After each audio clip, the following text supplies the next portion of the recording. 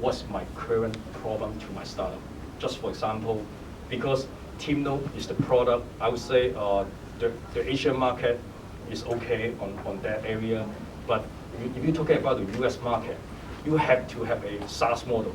But because right now we are more focusing on the on-premises model, but in US market, they just want to download your app and then, oh, fine, if your app can provide a certain value, they can just use the credit card to pay it. But in Asia, you have to send a quotation to your customer. It's totally different culture. But by the consultation section, Simon will give some insight for you. They don't tell you how to solve the problem, but with their very richful experience, they can direct you to think about the other model. Cool. I do just maybe a small point to add to that. You mentioned a lot of technical challenge, but I think the most important thing when you are in a great incubation area is you're fostering the mindset of startup that actually requires. It's not when you are doing your own. Startup is just an optimistic term to say at the end of the day, in fact, you're doing businesses. So it's about your mindset. Are you actually having the right mindset to solve the problems, though? Are you actually optimistic enough to face a huge challenge that you will be able to face? So in a place that is so positive, supportive, it helps you.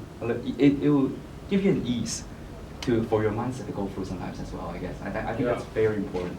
Yeah, that's very important. Yes. Yeah, they're very supportive. Yes. Good. So, how did you find, Roy, sorry, how did you find and choose your mentor? Oh no, I can't choose it. How did you think to have this as a mentor? The fact is, when we did the interview with my mentor, and if we get selected by them, they will become my mentor. I mean the original one. So Justin Chen is my first interviewee, and then I just went through the interview, and then they just, okay, hey guys, I think you got an interesting product. Okay, let's come to the YC. Oh, then, that's all. Yeah, it's very simple. So my question is for Roy.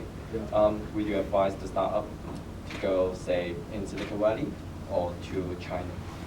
Because today there's many investors and many talents. They all go to Beijing and Shanghai. Yeah. So me too. yes. Beijing So would you advise them to go to China or to go to the US? I think it totally depends on your product nature.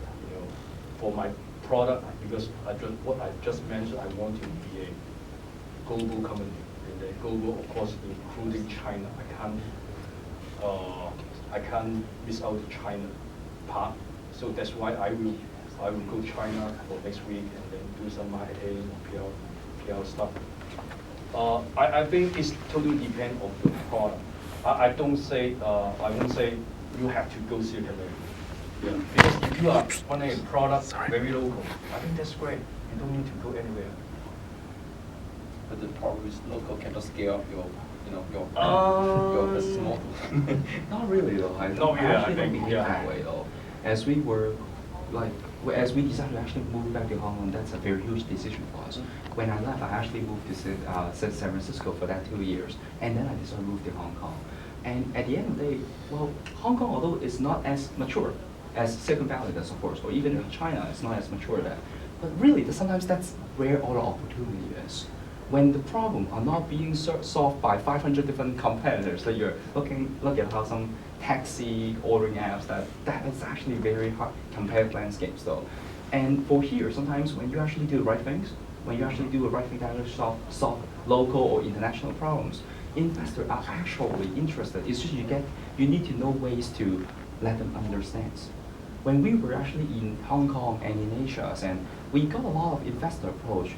And an announcement that we have is that we just landed another 5 million investor in place right now that we will be announcing by the end of this next month. But I do think that a lot of people facing a challenge of actually getting seed funding or even angel or easy investor.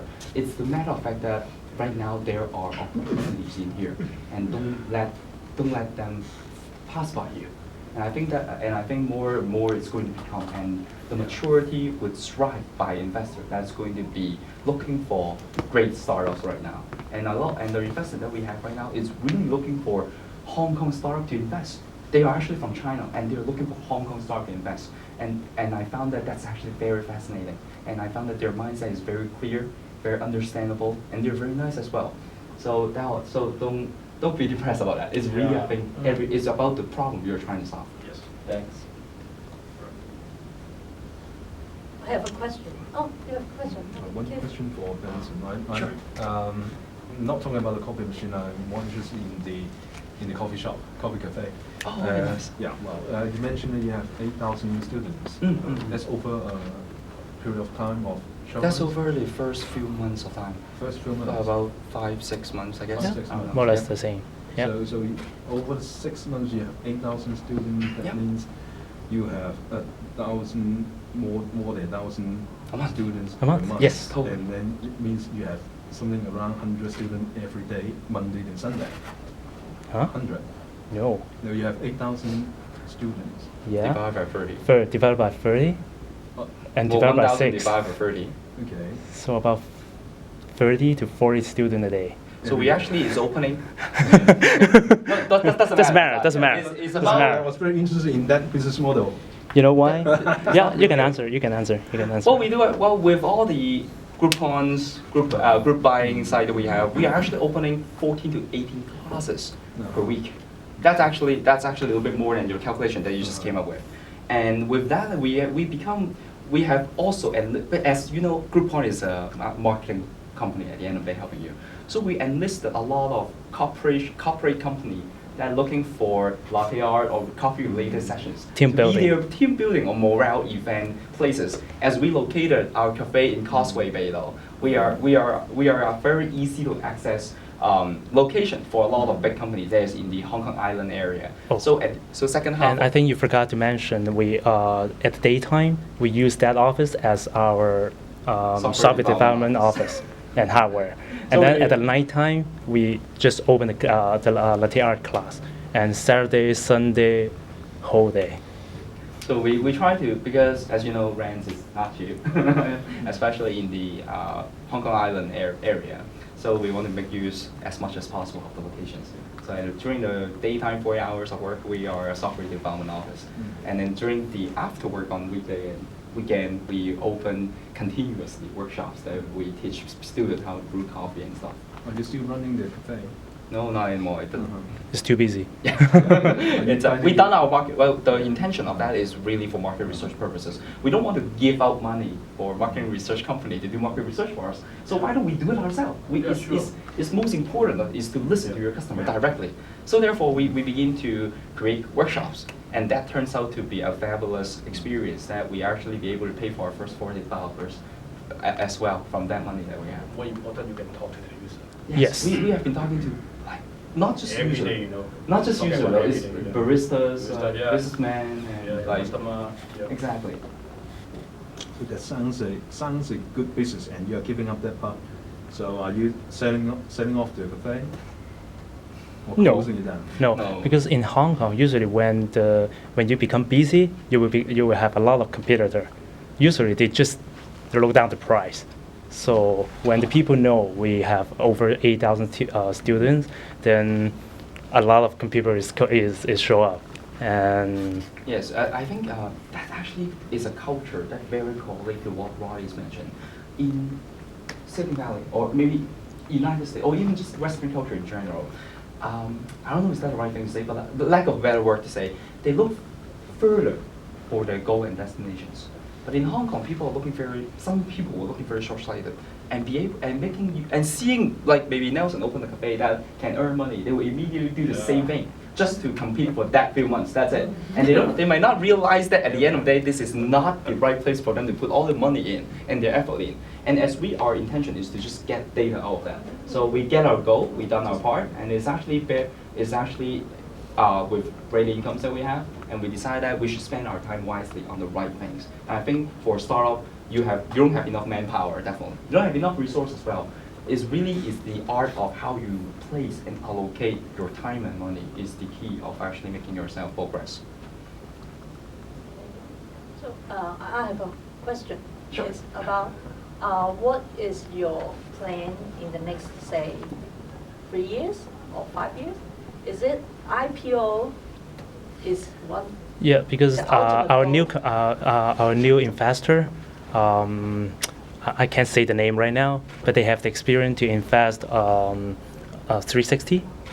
360. Alibaba. Alibaba. And Yeah. I don't know a few more. And They got- There yeah. are more than 600 companies under their portfolio. So they have plenty of experience of bringing companies to IPO and helping them do that. And that's real. And that's for ours. This is our goal. And for many more other things, maybe Nelson will know more. So about you, Rob? Of course, Of course. Just like, of course, because I want to, Just TV is just like a very successful in Asia but when I go to the Silicon Valley, there's no Hong Kong base listed in NASDAQ. Hopefully, I don't know if we could be the first one listed in NASDAQ. Yeah, that's my dream. And then when I really my dream come true, I think What is your dream? What's your dream? I mean the team not listed in the NASDAQ. Oh, okay? okay. And then all the people in the world will respect our IT in Hong Kong. More than we keep talking to them. Hong Kong is very great. But when you reach this kind of level, just like Alibaba, Tencent, and then all the people will respect. Yeah, I guess. It's good I know the future IPO No. chairman of this company.